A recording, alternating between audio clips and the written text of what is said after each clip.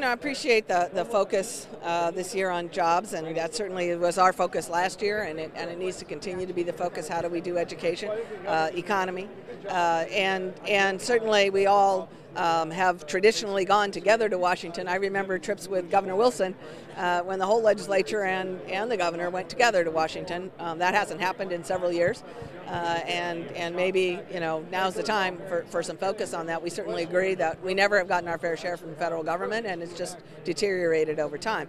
But they have their own problems, but they can print money, so we'll see how that works.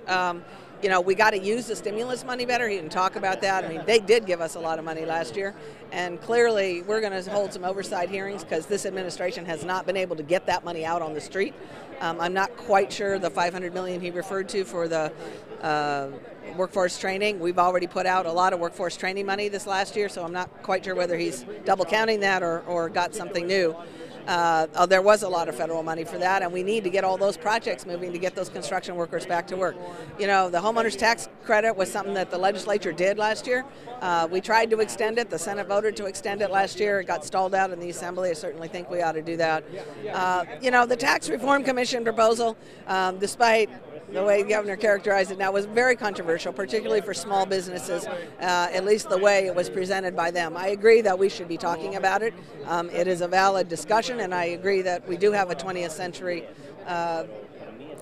tax system that doesn't match the current economy. So if we can focus on tax reform and pension reform, certainly those are positive issues.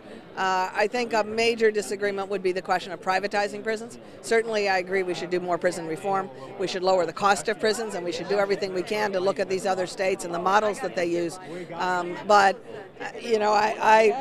are certain things that are government functions, and government functions are those things that allow society to move forward and create the platform for the economy. We build highways, we educate our workforce together collectively with our tax dollars, and public safety is one of the key things that has always been a public responsibility, and the notion that we would not have public control over those who are most responsible for our public safety would be troubling to me, and I'm sure to many others. So I think prison reform and lowering the cost of prisons is enormous.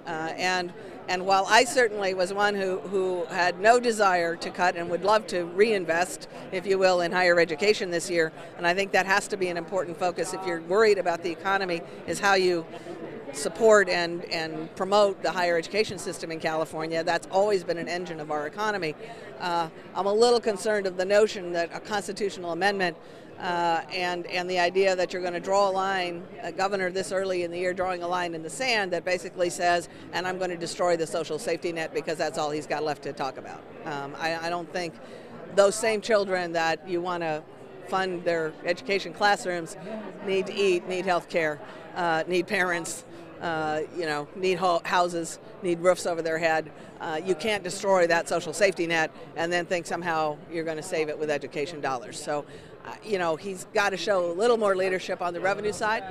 Maybe the tax reform discussion will help do that.